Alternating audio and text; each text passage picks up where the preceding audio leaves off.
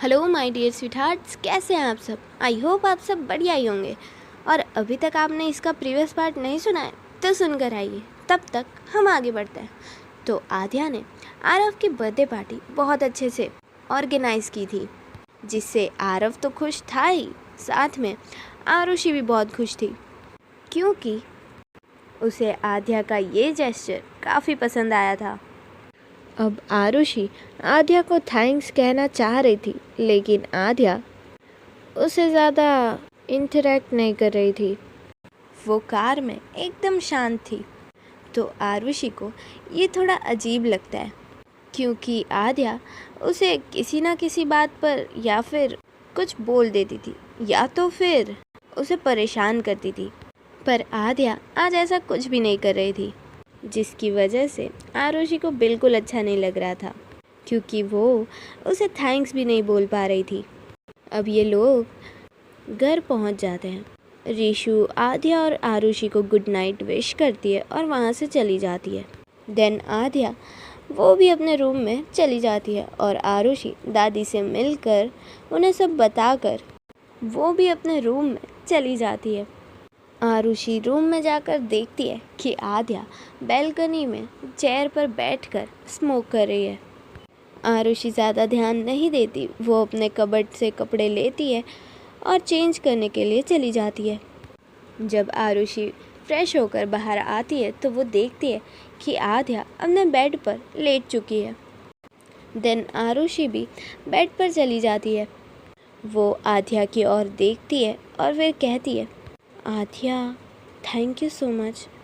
आपने जो भी आरव के लिए किया वो बहुत खुश था, और उसे खुश देखकर मुझे भी बहुत अच्छा लग रहा था। सो थैंक यू आज का दिन इतना स्पेशल बनाने के लिए। तभी आद्या कहती है, आज का दिन तो तुम्हारे लिए भी बहुत स्पेशल था।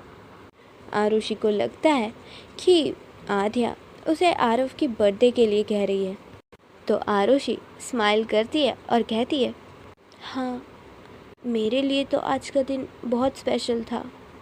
आद्या कहती है, और मुझे पता चला कि तुम्हें पेस्ट्रीज बहुत पसंद है।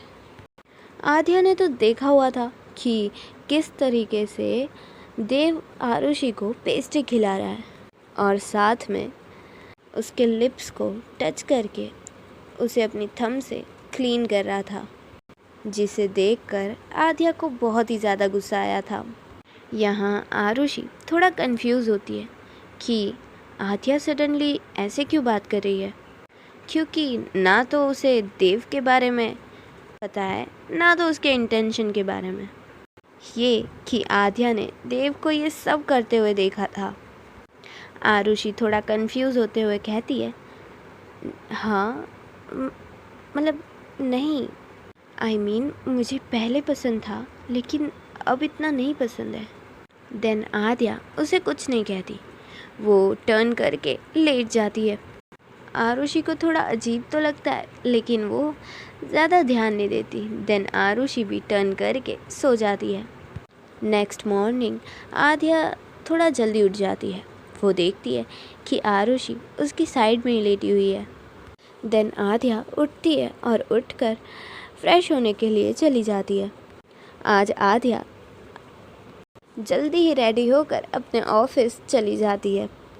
इधर आरुषि जब वो उठती है तो वो देखती है कि आद्या उधर नहीं है। उसे लगता है कि आद्या शायद वॉशरूम में हो। देन आरुषि वॉशरूम के पास जाती है और नॉक करती है, लेकिन आद्या वहाँ पर नहीं थी। तो आरुषि फ्रेश होने के लिए चली जाती है। वो जब बाहर आती है तो वो देखती है कि उसका फ़ोन रिंग कर रहा है, और वो देखती है कि ये कॉल तो जानवी की है। देन वो कॉल पिक करती है। तभी जानवी कहती है, ओए, आज का क्या प्लान है? आज तू और आद्या आओगे ना पार्टी में?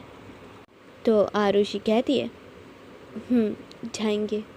जानवी कहती है, और वो तभी आरुषि कहती है, पूछ ले रिशु आएगी कि नहीं।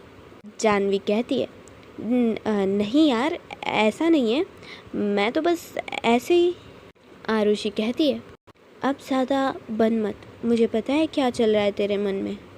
रीशु हमारे साथ आएगी। तो जानवी खुश हो जाती है। अब टाइम को थोड़ा शिफ्ट करते हैं आफ्टरनून में।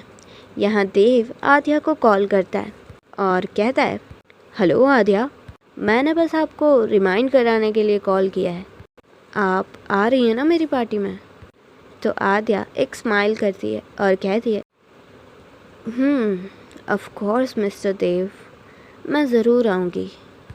देव कहता है, आपके लिए इधर एक सरप्राइज़ है, तो प्लीज़ मिस मत करिएगा, मुझे आपका बेसब्री से इंतज़ार रहेगा।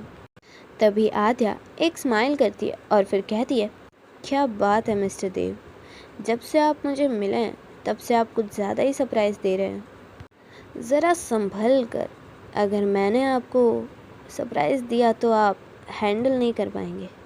देव कहता है, अच्छा ठीक है, फिर शाम में मिलते हैं, देखते हैं किसका सरप्राइज़ हैंडल करने वाला है या नहीं। सी यू इन द इवनिंग। और ये कहकर देव फ़ोन कट कर देता है। अब शाम हो जाती है और आरुषि हॉस्पिटल से अपने घर आ चुकी थी, लेकिन आद्या वो अभी तक नहीं आई थी। तो आरुषि जल्दी से फ्रेश होने जाती है और देन रेडी होने लगती है, लेकिन आरुषि बहुत कंफ्यूज होती है कि वो क्या पहने। तभी रीशु वहाँ आती है और कहती है, भाभी अभी तक आप रेडी नहीं हुए? आरुषि कहती है, हाँ ना, मुझे समझ में ही नहीं आ रहा है कि मैं क्या पहनूं। तो रीशु उसकी हेल्प करती है। रीशु उसे एक बहुत ही प्यारी साड़ी देती है जिसका कलर था वाइट और बहुत ही हल्का पिंक। आरुषि जैसे ही उसे देखती है वो कहती है, ये तो बहुत प्यारी है। रीशु कहती है, भाभी वैसे ये ना दीदू का वो इतना ही बोलती है। तभी आरुषि की एक कॉल आ जाती है जिसे आरुषि वो पिक करने के लिए चली जाती है और ये कॉल थी जानवी की। जानवी कहती है, रेडी हो गई तू? तो आरुषि कहती है, नहीं मैं बस जा ही रही हूँ। जानवी कहती है, ओह ओके, तो मैं फिर आ रही हूँ, फिर हम साथ में ही चलते हैं। आरुषि कहती है, ओके, और फिर कॉल कट कर देती है। अब यहाँ रीशु उसे कहने वाली थी कि ये कलर आद्या का फेवरेट है, बट जानवी का कॉल आने की वजह से वो ये बात कह नहीं पाती। अब रीशु कहती है, ठीक है भाभी, अब आप रेडी हो जाइए, मैं भी रेडी होकर आती हूँ। और ये दीदू कहाँ रह गई? आप प्लीज़ उन्हें फ़ोन करके पूछ लीजिए। आरुषि कहती है, अब तुम जाओ, जल्दी से रेडी होकर आओ। रीशु कहती है, ओके भाभी, और वहाँ से चली जाती है। अब आरुषि आद्या को कॉल करती है और कहती है, आद्या कहाँ हैं आप? आपको याद है ना आज देव की बर्थडे पार्टी है? आद्या कहती है, लगता है तुम्हें वहाँ जाने की बहुत जल्दी है। आरुषि कहती है, नहीं, मैं बस टाइम से जाना चाहती हूँ। आद्या कहती है, मैं बस ऑन द वे हूँ, 10 मिनट लगेगा मुझे घर पहुँचने में। तो आरुषि कहती है, ओके, और फिर वो फ़ोन कट कर देती है। अब जब थोड़ी देर बाद आद्या अपने रूम में एंटर करती है तो सामने आरुषि को देखती है कि उसने उसके फेवरेट कलर की साड़ी पहनी हुई है, माथे पर एक छोटी सी बिंदी, हाथों में चूड़ियाँ, गले में मंगलसूत्र और एक बहुत ही हल्का सा बहुत ही प्यारा नेकलेस। और आरुषि के बाल ओपन थे। आरुषि बहुत ही ज़्यादा खूबसूरत लग रही होती है। आद्या तो उसे देखकर बस फ्रीज हो जाती है। तभी मिरर से आरुषि की नज़र आद्या पर जाती है। वो देखती है कि आद्या उसे बिना पलके झपकाए बस उसे ही देख रही है। अब जिस तरह से आद्या आरुषि को देख रही है, आरुषि को बहुत अच्छा लगता है। हाँ, क्योंकि अब कहीं ना कहीं आरुषि की फीलिंग्स आद्या को लेकर बदल रही थी। वो टर्न करती है और फिर आद्या के पास जाकर कहती है, आद्या। और आद्या कुछ नहीं कहती। आरुषि अगेन एक बार फिर से कहती है, आद्या। तो आद्या फिर अपने सेंस में आती है और कहती है, हाँ, क्या क्या हुआ? आरुषि कहती है, नहीं, आप वो कुछ बोल नहीं रही थी और कब से यहाँ डोर पर खड़ी हैं। आप फ्रेश हो जाइए, मैं आपके कपड़े निकाल देती हूँ। आद्या सिर्फ कहती है और वो वहाँ से वॉशरूम की ओर चली जाती है। वॉशरूम में जाकर वो सोचती है कि आरुषि को इस साड़ी में देखकर ये मुझे ऐसे क्यों फील हो रहा है कि जैसे मेरा दिल मेरे बस में ही नहीं है। वो इतनी प्यारी लग रही थी कि मेरी आंखें उस पर से हटने का नाम ही नहीं ले रही। तभी वॉशरूम के बाहर से आरुषि कहती है, आद्या प्लीज़ जल्दी बाहर आइए, मैंने आपके कपड़े निकाल दिए हैं। आद्या कहती है, हाँ आ रही हूँ। आरुषि इतनी ज़्यादा प्यारी लग रही थी कि आद्या अपनी फीलिंग्स छुपाने के लिए अपनी उसकी आंखों में देख भी नहीं रही थी। आद्या कहती है, तुम जाओ, मैं रेडी होकर आती हूँ, और दादी से पूछ लेना कि उन्हें कुछ चाहिए तो नहीं। तो आरुषि वहाँ से हाँ कहकर चली जाती है। अब आद्या रेडी होकर नीचे जाती है। वहाँ पर जानवी, रिशु वो सब आ चुके थे। तो वो सब अब देव के घर के लिए निकल जाते हैं। रास्ते में रिशु और जानवी की हल्की फुल्की नोक झोंक होती है और ऐसे हंसी मजाक करते हुए अब ये सब देव के घर पर पहुंच जाते हैं। देव का घर किसी मेंशन की तरह लग रहा था। आरुषि और जानवी ये देखकर थोड़े खुश भी होते हैं और हैरान भी, क्योंकि देव पहले इतना रिच नहीं था, लेकिन अब वो बहुत पावरफुल और रिच भी लग रहा है। जानवी रिशु से कहती है, रिशु तुम मेरे साथ ही रहना, चिड़िया बनकर इधर उधर उड़ मत जाना। रिशु कहती है, व्हाट नॉनसेंस, ये क्या बोलते रहते हो आप, मैं क्या छोटी बच्ची हूँ? जानवी कहती है, नहीं बच्ची नहीं हो तुम, हाँ लेकिन अकल से थोड़ी कच्ची हो। रिशु कहती है, व्हाट, ये क्या होता है? जानवी कहती है, कुछ नहीं, तुम बस मेरे साथ रहना। रिशु कहती है, या व्हाटएवर। और ऐसे ही इनकी मस्ती चल रही होती है। तभी जानवी देव को देखती है और ये सब देव के पास जाते हैं, उसे बर्थडे विश करते हैं। तभी देव जानबूझकर आद्या को थोड़ा इग्नोर करता है और आरुषि को हक करता है और कहता है, फाइनली मैडम आप आ गई। जैसे ही देव आरुषि को हक करता है तो जानवी तुरंत आद्या को देखती है। आद्या को देखकर ऐसा लग ही रहा था कि आद्या को देव का ये बिहेवियर बिल्कुल अच्छा नहीं लग रहा और आद्या देव को घूर कर देख रही होती है। इधर आरुषि भी जैसे ही देव सडन सबके सामने आरुषि को हक करता है, उसे भी बहुत अजीब लगता है। इन शॉर्ट उसे उसका इस तरह से हक करना पसंद ही नहीं आया था। फिर भी आरुषि देव को कुछ नहीं कहती है और फिर उसे थोड़ा खुद से दूर करती है। देन आरुषि एक स्माइल करती है और कहती है, हैप्पी बर्थडे देव। देव कहता है, ओह थैंक यू आरुषु। देन देव आरुषि की ओर देखता है और कहता है, वाओ कितनी प्यारी लग रही हो तुम। तुम्हें पता था ना कि ये मेरा फेवरेट कलर है, इसीलिए तुमने ये साड़ी पहनी है। बहुत बहुत प्यारी लग रही हो तुम।